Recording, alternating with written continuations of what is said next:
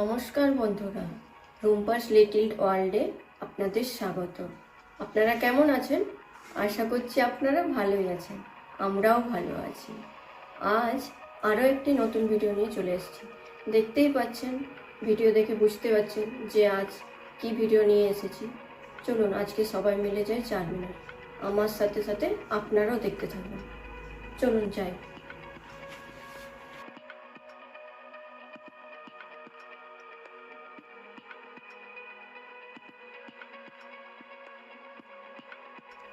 এই যে আমরা চারমিনারে পৌঁছে গেছি। এই যে দেখতে পাচ্ছেন যে চারমিনারটা, এই চারমিনারটি নির্মাণের কিছু ঐতিহাসিক কাহিনী আছে। যা শুনেছিলাম সেটা আপনাদের কাছে বলার চেষ্টা করছি। এটা প্রায় 430 বছরের পুরনো। এটি 1591 সালে সুলতান মোহাম্মদ কুলি কুতুব শাহ নির্মাণ করেছিলেন। এই চারমিনার কথাটা দুটো উর্দু শব্দ, চার এবং মিনার। এই চার এবং মিনার এই দুটি শব্দ থেকে চারমিনার কথাটি এসছে। চারমিনার নির্মাণের যে প্রচলিত কাহিনী আছে সেগুলো বলছি। একটা হচ্ছে, গোলকোন্ডার বাইরে নতুন শহর হায়দ্রাবাদ গড়ে তোলার সময় চারমিনারকে শহরের কেন্দ্রবিন্দু হিসেবে পরিকল্পনা করা হয়েছিল, এই জন্য চারমিনার গড়ে তোলা হয়েছিল। আবার কেউ কেউ বলেন চারমিনার হচ্ছে ইসলামের 4টি মূল স্তম্ভ, এই জন্য কেউ কেউ বলেন চারমিনার নির্মাণ করা হয়েছিল। আবার কেউ কেউ বলেন সেই সময় হায়দ্রাবাদে মারাত্মক প্লেগ রোগ ছড়িয়ে পড়েছিল, সুলতান তা দূর করার জন্য প্রার্থনা করেছিলেন, সফল হয়ে চারমিনার নির্মাণ করেছিলেন। এই যে চারমিনারটা দেখতে পাচ্ছেন, এই চারমিনারটি হায়দ্রাবাদের মুসি নদীর পূর্ব তীরে অবস্থিত। তাই এই চারমিনার একটি প্রার্থনা কক্ষ রয়েছে। চারমিনার নির্মাণের কারণ যাই হোক না কেন, এটি হায়দ্রাবাদের মূল কেন্দ্রবিন্দু হয়ে উঠেছে। এই চারমিনারটা যেটা দেখতে পাচ্ছেন সেটা কিন্তু সিমেন্টে তৈরি নয়, এটি গ্রানাইট, চুনাপাথর আর চুন ও সুরকির মিশ্রণে তৈরি হয়েছে। এই চারমিনার বানানোর জন্য পার্সি থেকে অনেক আর্কিটেক্ট এসেছিল। বুঝতে পারছেন যে চারমিনার শুধু ঐতিহাসিক স্থাপত্য নয়, এটি হায়দ্রাবাদ মানুষের সংস্কৃতি, ঐতিহ্য এবং অর্থনৈতিক জীবনের প্রাণ কেন্দ্রবিন্দু হয়ে উঠেছেন। এই যে দেখতে পাচ্ছেন চারমিনারটা, এই যে এখানে যে বাজারটা দেখতে পাচ্ছেন এটা হলো লাট বাজার। এখানে খুব সুন্দর সুন্দর চুড়ি এবং অন্যান্য কিছু পাওয়া যায়। দেখতে পাচ্ছেন বাজারের মধ্যে কত জিনিস বিক্রি হচ্ছে। চুড়ির জন্য বিখ্যাত এই বাজারটা। এই যে সুন্দর সুন্দর চুড়ি দেখতে পাচ্ছেন না, সব 100 টাকা করে নিচ্ছে।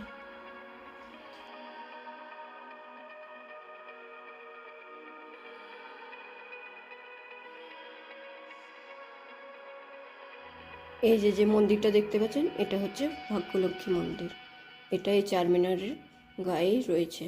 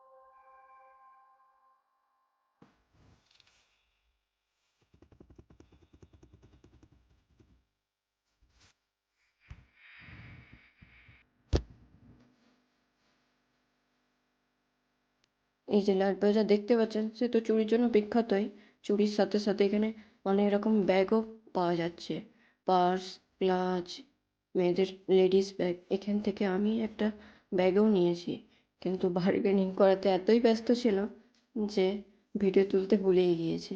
এখান থেকে নিয়েছি, খুব কম দামে এখান থেকে ব্যাগ পাওয়া যায়। এই দেখুন, এরকম ব্যাগ আছে, খুব সুন্দর সুন্দর ব্যাগ।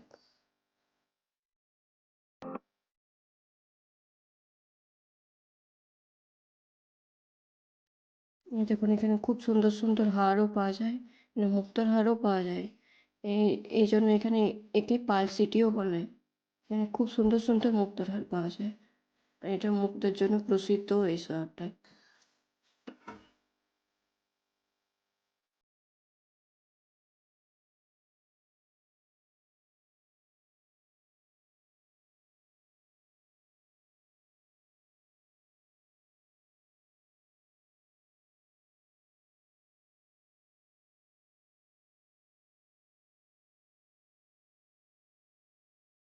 এই দেখুন, এখানে তৈরি হচ্ছে, এই যে কাঁচা আম দেখতে পাচ্ছেন, এখানে চাট তৈরি করছে, কাঁচা আমের চাট তৈরি করছে।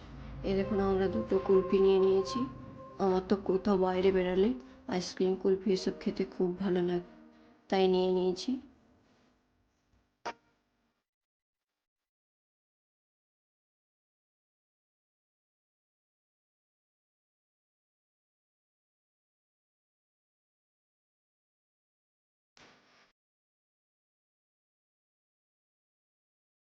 এই দেখুন, এখানে খুব সুন্দর সুন্দর লেহেঙ্গাও পাওয়া যায়, খুব কম দামের মধ্যে এখানে এই লেহেঙ্গাগুলো পেয়ে যাবেন, খুব সুন্দর সুন্দর কাজ করা না। এই দেখুন,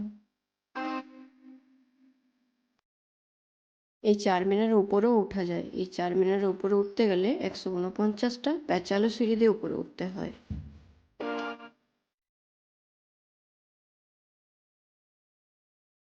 চলুন, অনেক কথা বলে দিয়েছি, এবার একটু কিছু খেয়ে নিই। এই যেখানে চাট, ফুচকা এসব খাওয়ার জন্য তৈরি করতে বলেছি। এই যে ফুচকা তৈরি করছে, মশলা পুরি যাকে বলছি, দিয়ে দিচ্ছে, ধনেপাতা দিয়ে দিলাম। এই যে নিয়ে নিলাম। এই যে আমাদের মশলা পুরি তৈরি হয়েছে।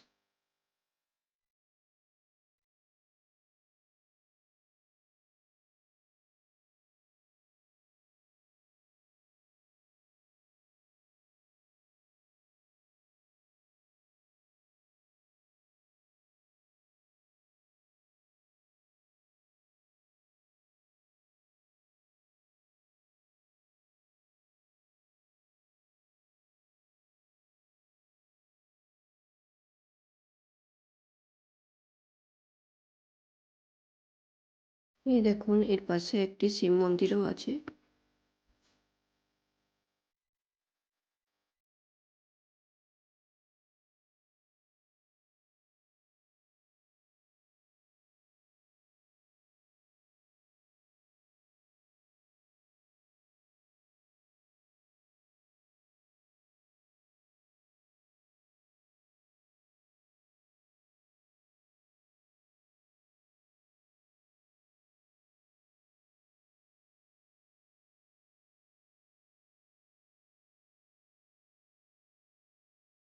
এটি শিব মন্দির হলো, এখানে অনেক ঠাকুর আছে, এটি অনেক পুরনো শিব মন্দির।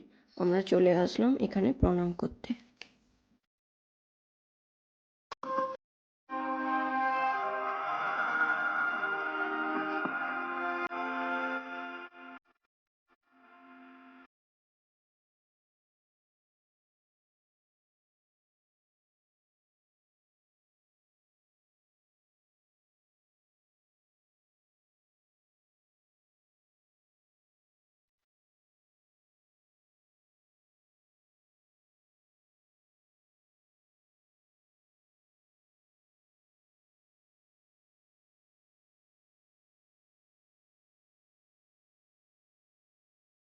আজ এই পর্যন্তই। এই ভিডিওটা যদি আপনাদের ভালো লেগে থাকে, অবশ্যই লাইক, শেয়ার, কমেন্ট এবং সাবস্ক্রাইব করে দেবেন। ভালো থাকবেন, সুস্থ থাকবেন। অনেক অনেক ধন্যবাদ।